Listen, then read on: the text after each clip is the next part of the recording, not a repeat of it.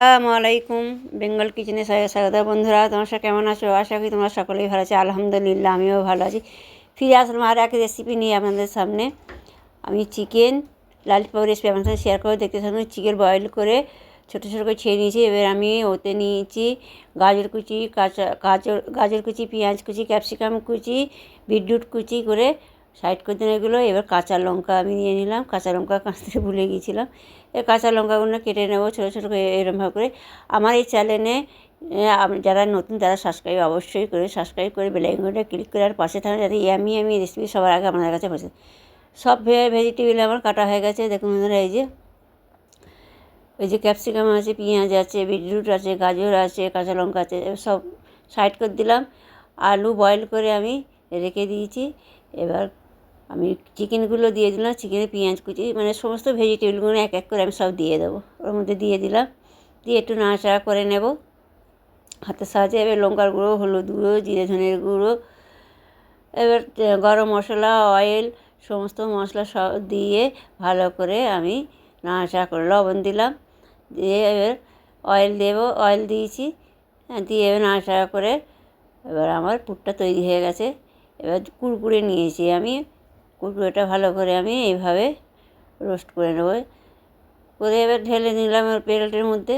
এবার বয়েল করা আলুর মধ্যে কর্নফ্লাওয়ার দেবো। কর্নফ্লাওয়ার দিলাম, দিয়ে ভালো করে মেখে নেব। এবার ওই পুরটা তৈরি করে ওই পুরটার মধ্যে দিয়ে দেবো। দিয়ে ভালো করে আমি মেখে নিয়েছি। এবার শেপ দিয়ে নেবো, লালিপপের শেপ দিয়ে দেবো এরকম করে লম্বা করে। আপনারা আপনাদের পছন্দ মতো শেপ দিয়ে, আমি এইভাবে শেপ দিচ্ছি। একটা করে কাঠি এই যে লাগিয়ে দিচ্ছি।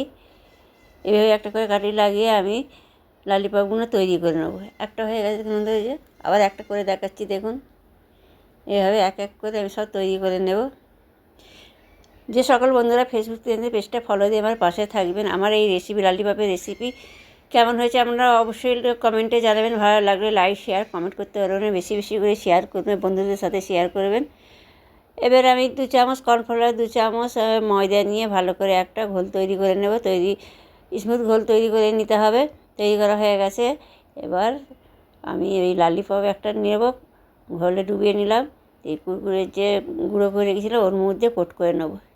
এইভাবে এক এক করে সমস্ত লালিপপগুলো আমি কোট করে নেব। আমার এই লালিপপ এইভাবে যেভাবে আমি করছি এইভাবে আপনারা করে দেখবেন, খেতে তো অসাধারণ হয়েছিল।